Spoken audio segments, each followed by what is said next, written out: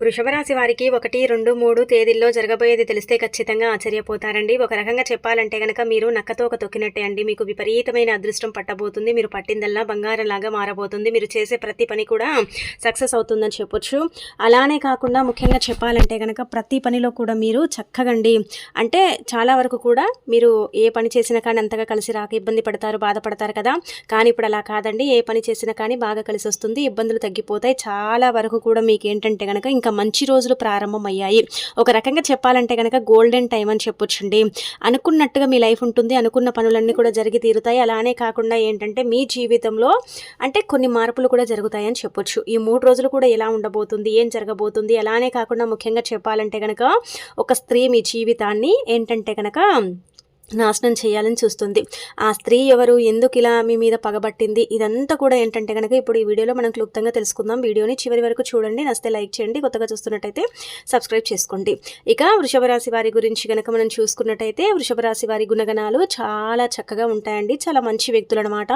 అందరితో చక్కగా కలిసి ఉంటారండి. ప్రతి ఒక్కరు కూడా ఏంటంటే కనుక వీళ్ళు సహాయ సహకారాలు అందిస్తూ ఉంటారు. అంటే ఒకరిని కించపరచడం కానీ, ఒకరిని ఇబ్బంది పెట్టడం కానీ ఇలాంటివి చేయరండి. అందరినీ కలుపుకొని పోతారు.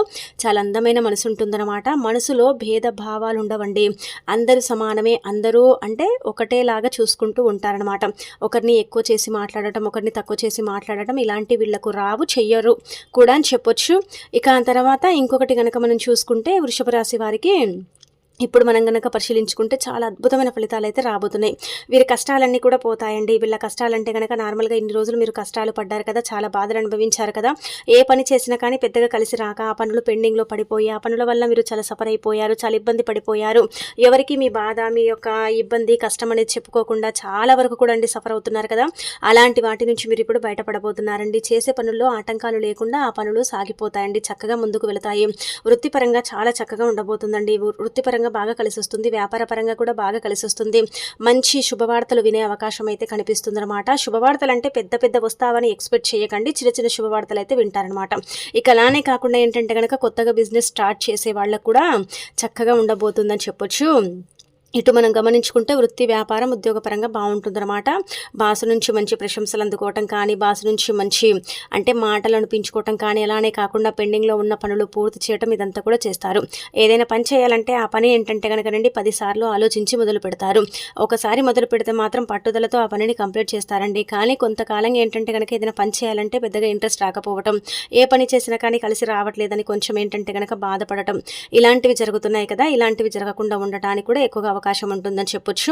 ప్రతిదీ కూడా మీకు అనుకూలిస్తుంది. అనుకూలంగా మీరు మార్చుకోగలుగుతారు. ఇంట్లో కూడా ఏంటంటే గనక సంపద పెరుగుతుంది. ఇంటి పరంగా బాగుంటుంది. ఇంట్లో ఉండే వాళ్లకు అంటే చెప్పాలంటే అమ్మ నాన్న పరంగా కావచ్చు, ఇంట్లో ఫ్యామిలీ మెంబర్స్ కావచ్చు, అనారోగ్య సమస్యలు వచ్చి ఇబ్బంది పడ్డారు, బాధపడ్డారు కదా, అవి కూడా ఇప్పుడు తొలగిపోయే అవకాశాలు అయితే ఎక్కువగా కనిపిస్తున్నాయి అనమాట. ప్రతిదీ కూడా అండి మీకు మీరు అనుకూలంగా మార్చుకోగలుగుతారు. అనుకూలంగా ఏంటంటే గనక ఉండేలాగా చేసుకునే అవకాశం ఉంటుందన్నమాట. అయితే ఒకటి గుర్తుపెట్టుకోండి, ఎప్పుడు కూడా మీరు అంటే ఎక్కువగా గుడ్డిగా ఎవరిని నమ్మకండి. కొన్ని సందర్భాలు ఇలా ఉంటాయండి. మనము నమ్మే పరిస్థితి ఉంటుంది. నమ్మిన వ్యక్తుల వల్ల మీకు ఎప్పుడు మోసం జరుగుతుందండి. నమ్మక ద్రోహం అనేది మీకు చేస్తూ ఉంటారు. కాబట్టి విపరీతంగా ఎవరిని నమ్మకండి. ఎవరిని కూడా అధికంగా నా వాళ్ళు అనుకోకండి. ఆ నా వాళ్ళల్లోనే శత్రువులు ఉన్నారని మీరు గమనించుకోండి. శత్రువులు ఎక్కడో దూరంగా లేరండి, మీ చుట్టుపక్కలే ఉన్నారనమాట. మిమ్మల్ని ఇబ్బంది పెట్టాలని, బాధ పెట్టాలని, మీ ఎదుగుదలను ఆపాలని, మీరు లైఫ్లో ఎదగకుండా చేయాలని వాళ్ళు ఏంటంటే సంకల్పం అంటే గట్టిగా సంకల్పం చెప్పుకొని మరీ ఉన్నారనమాట. అందుకే అలాంటి వ్యక్తులతో కొంచెం జాగ్రత్తగా ఉండండి. కొంతమంది ఏంటంటే కనుక మీ ముందు ఒకలాగుంటున్నారండి, మీ వెనక ఇంకొకలాగుంటున్నారనమాట. ముందు ఎంత తీయగా మాట్లాడతారో వెనక అంత చేదుగా మాట్లాడుతున్నారు. అలానే కాకుండా చెప్పాలంటే కనుక ముఖ్యంగా అండి మీరు గడిచిన రోజులు గమనించుకోండి. మీ వాళ్ళు ఎవరు, పరాయి వాళ్ళు ఎవరు అనేది మీకు తెలిసిపోయింది. ఎందుకంటే మీరు ఎన్నో కష్టాలు పడుతున్నారు, ఎన్నో బాధలు పడుతున్నారు, ఎన్నో అనుభవిస్తున్నారు. అంటే ఈ చెప్పుడు మాటల వల్ల మీ జీవితం కొంచెం ఏంటంటే కనుక ఇబ్బందికరంగా అయిపోయింది. చేసే పనులు అంటే సక్రమంగా లేవు. ఏది చేసినా కానీ అందులో పెద్దగా కలిసి రాక బాధలు ఉన్నాయి. అంటే చాలా అనుభవిస్తున్నారు. కాకపోతే ఏంటంటే కనుక బయటికి చెప్పుకోవట్లేదు. ఎవరైనా మీకు తెలిసిన వాళ్ళు బాధల్లో ఉంటే మీరు వెళ్ళి ఓదార్చడం కానీ, వాళ్లకు సహాయం చేయటం కానీ ఇలాంటివి చేస్తారు. అదే మీరు బాధల్లో ఉంటే ఎవరైనా వచ్చారా, ఎవరైనా పలకరించారా, ఏం బాధ ఉంది, ఏం కష్టం ఉంది, ఎలా నడుస్తుంది, ఏం తింటున్నారని ఎవ్వరు కూడా మిమ్మల్ని అడగారండి. అసలు మిమ్మల్ని ఏంటంటే కనుక ఎవరు కూడా పట్టించుకోరనమాట. అందుకే ఒకటి గుర్తుపెట్టుకోండి, మీరు కూడా ఎవరిని ఎంత పట్టించుకోవాలి, ఎవరికి ఎంత మర్యాద విలువ ఇవ్వాలి, ఎవరిని ఏ ప్లేస్లో ఉంచాలి అనేది మీకు ఏంటంటే కనుక బాగా తెలుసు ఉంటుంది కాబట్టి ఎవరితో ఎంతలు ఉండాలో అంతలు ఉండదు. కానీ మీరేంటంటే గనక జాలిగుణం అండి. ప్రతి ఒక్కరిపైన ఏంటంటే ఎక్కువగా జాలి చూయిస్తూ ఉంటారు. ప్రతి ఒక్కరికి ఏంటంటే సహాయం చేస్తూ ఉంటారు, దగ్గరికి తీసుకుంటూ ఉంటారు. ప్రతి ఒక్కరితో మంచిగా మర్యాదగా మాట్లాడుతూ ఉంటారు. కాబట్టి వాళ్ళేంటంటే గనక మీ మెత్తటి మనసును చూసుకొని మీరేంటంటే గనక చాలా జాలిగుణం వ్యక్తులని మిమ్మల్ని ఆటాడిస్తూ ఉంటారనమాట. అదొకటి గుర్తుపెట్టుకోండి. మిగతా అదంతా కూడా బాగుంటుంది. ఫ్యామిలీ పరంగా బాగుంటుందండి. అనారోగ్య సమస్యలు తొలగిపోతాయి, ఆరోగ్యంగా ఉంటారు. భార్యాభర్తల పరంగా బాగా కలిసి వస్తుంది. ఇంట్లో కూడా సంపద పెరుగుతుంది, అప్పుల సమస్యలు తీరుతాయి. అలానే కాకుండా ఏంటంటే అన్ని విధాలుగా ఓవరాల్గా మనం గమనించుకుంటే బాగుంటుందని చెప్పొచ్చు. ఇంకొకటి వచ్చేసి ఏంటంటే కనుక మీరు ముఖ్యంగా ఈ యొక్క చెప్పాలంటే కనుక 3 రోజులు కూడా చేసే పనుల వల్ల మీకు మంచి లాభం కలుగుతుందండి. పనులు అంతగా అనుకూలించట్లేదని బాధపడుతున్నారు, కానీ పనుల వల్ల ఏంటంటే కనుక మీకు మంచి జరిగే అవకాశాలు ఎక్కువగా కనిపిస్తున్నాయి అనమాట.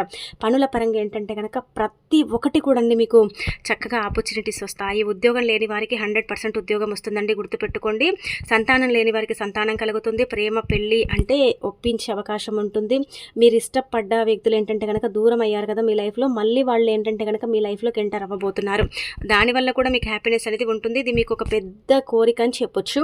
ఇది ఖచ్చితంగా తీరుతుందన్నమాట. ఇక అలానే కాకుండా ఓవరాల్గా కుటుంబం పరంగా అంతా కూడా బాగుంటుంది. కాకపోతే ఏంటంటే మీకే అనారోగ్య సమస్యలు వచ్చే అవకాశాలు కనిపిస్తున్నాయి. పెద్ద పెద్ద అనారోగ్య సమస్యలు వస్తాయని చెప్పట్లేదు, కానీ చిన్న చిన్నవన్నమాట.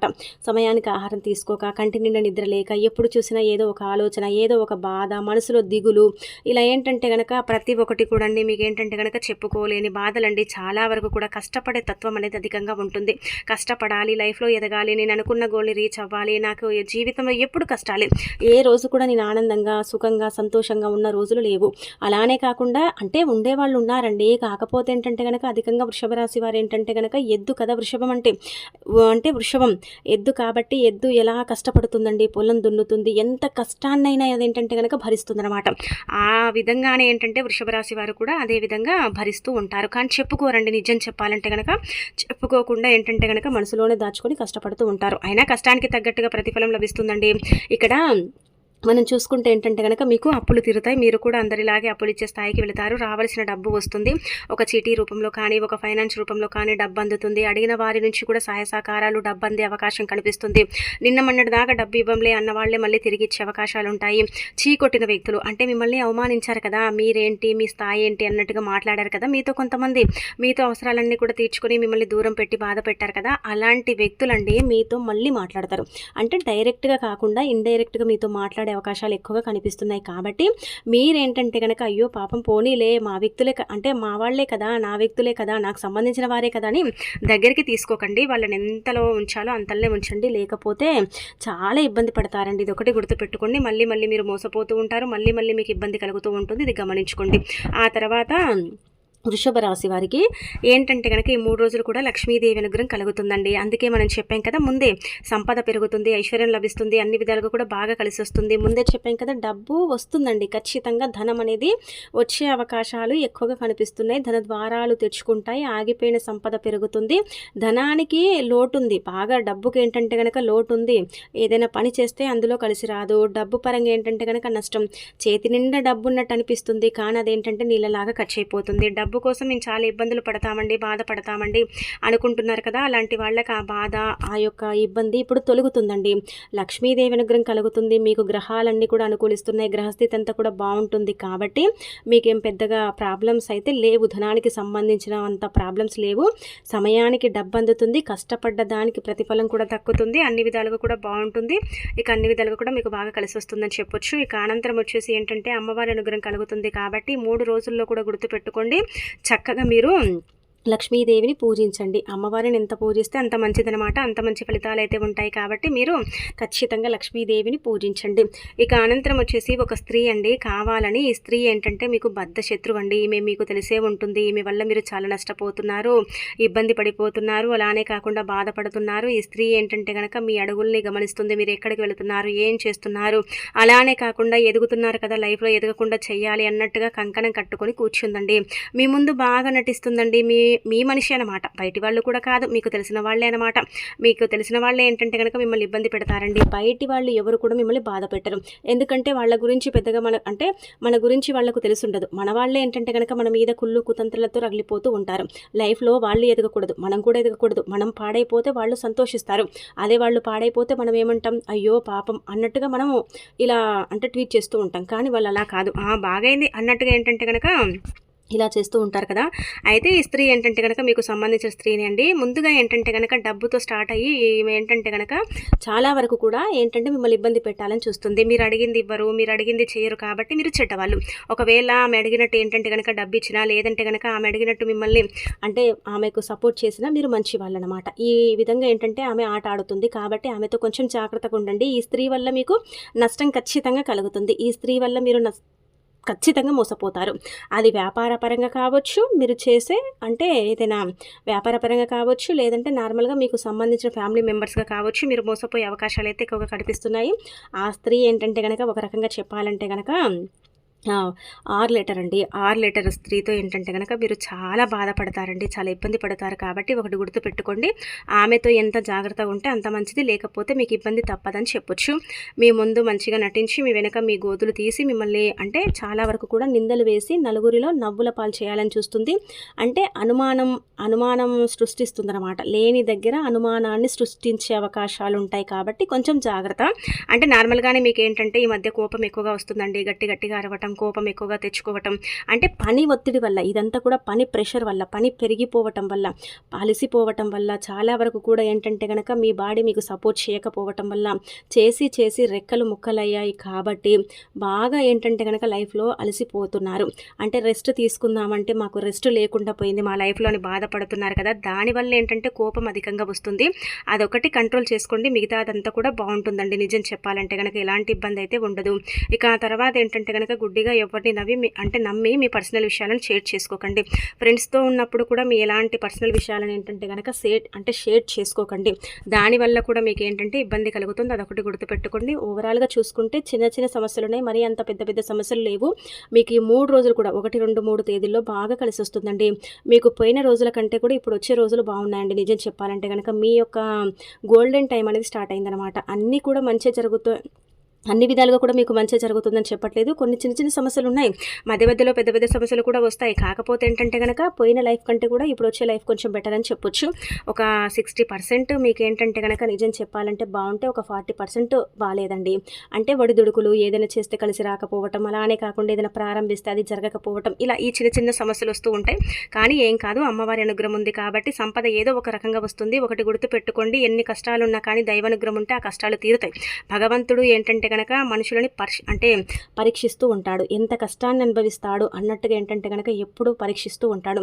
ఆ కష్టాన్ని దాటుకొని వెళితే భగవంతుడి కృప మన మీద ఉంటుంది. ఆ కష్టాన్ని మనం దాటలేకపోతే ఎప్పుడు కూడా మనము కష్టాలను అనుభవిస్తూనే ఉంటామన్నమాట. ఇది ఒకటి గుర్తుపెట్టుకోండి. ఓవరాల్గా అంతా కూడా బాగానే ఉంటుంది. అయితే మనకు 1వ తేదీ కదా, నెలంతా కూడా బాగా కలిసి రావాలి.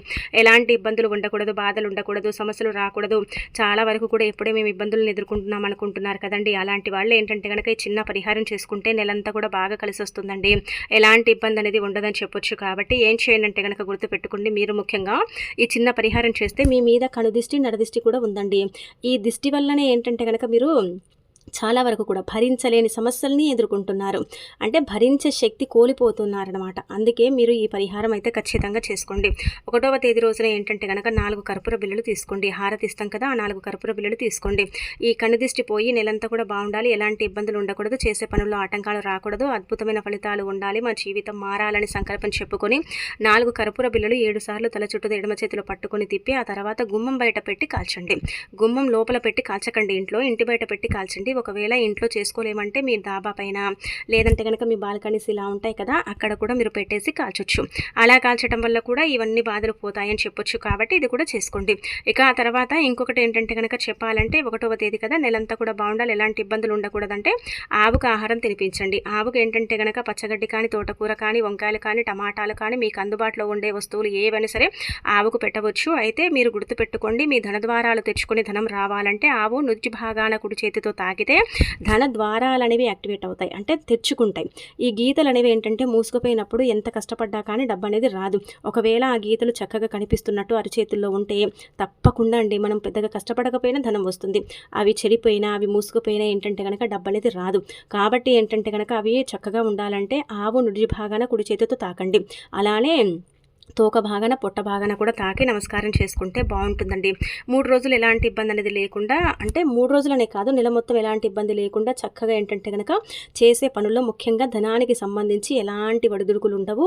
ఆర్థికంగా మీకు బాగా కలిసి వస్తుంది, ఫైనాన్షియల్గా కూడా బాగుంటుంది. అన్ని విధాలుగా కూడా మీకు ఏంటంటే కనుక ఓవరాల్గా చూసుకుంటే బాగా కలిసి వచ్చే అవకాశాలు కనిపిస్తున్నాయి. ఇక ఆ తర్వాత ఇక్కడ ఇంకొకటి గమనించుకుంటే ఏంటంటే కనుక మీరు ఈ నెంబర్ని రాసి మీ దగ్గర పెట్టుకుంటే కూడా ఈ నెలంతా కూడా ధనం అనేది రావడం అనేది జరుగుతుందన్నమాట. డబ్బు సమస్య ఏదైతే ఉంటుందో అది పూర్తిగా తొలగిపోతుంది. ఈ నెంబర్కి అంతటి శక్తి ఉంటుంది కాబట్టి ఈ నెంబర్ని రాసి ఖచ్చితంగా పెట్టుకోండి. ఈ నెంబరు న్యూమరాలజీ ప్రకారం కావచ్చు, విశ్వ ప్రకారం కావచ్చు, అతీత శక్తివంతమైనది అనమాట. చాలా చాలా పవర్ అండి, చాలా పవర్ ఉంటుంది అనమాట నెంబరు. అయితే ఏం చేయండి అంటే మీరు ఒక తెల్లని కాగితం తీసుకోండి. దానిపైన ఏంటంటే కనుక రెడ్ పెన్ తీసుకొని 666, 555, 3 రాయండి. అంటే 666, 555, 333 అన్ని 3 ఉన్నాయి కదా, సంపాదన పెరుగుతుందన్నమాట, తగ్గదు. ఇప్పుడు 1 నుంచి స్టార్ట్ చేస్తే 10 వరకు కదండి, అలా సంపాదన పెరుగుతూ ఉంటుంది. ఈ నెంబర్ వల్ల ఏంటంటే కనుక మంచి జరుగుతుంది కానీ చెడు జరగదు. ఈ నెంబర్ని ఒక తెల్లటి పేపర్లో రాసేసి మీ దగ్గర పెట్టుకోవచ్చు. లేదంటే మీరు నార్మల్గా చెప్పాలంటే కనుక 10 రూపాయల నోటుపై రాసేసి కూడా సీక్రెట్గా మీ పర్సులో పెట్టుకున్న డబ్బు వస్తుంది. అన్ని విధాలుగా కూడా మీకు బాగుంటుందండి. ఓవరాల్గా ఏంటంటే కనుక కలిసి వస్తుంది. చిన్న చిన్న సమస్యలు ఉన్నాయి అయినా పర్వాలేదు, బాగానే ఉంటుంది. విద్యార్థులకు కూడా అనుకూల సమయం, బాగానే వాళ్ళు కూడా విద్యలో రాణిస్తారు. ఎక్కడ అడ్మిషన్స్ లభించక ఇబ్బంది పడే వాళ్ళకు కూడా అడ్మిషన్స్ లభించే అవకాశాలు అయితే ఎక్కువగా కనిపిస్తున్నాయండి మీకు ఇంకా.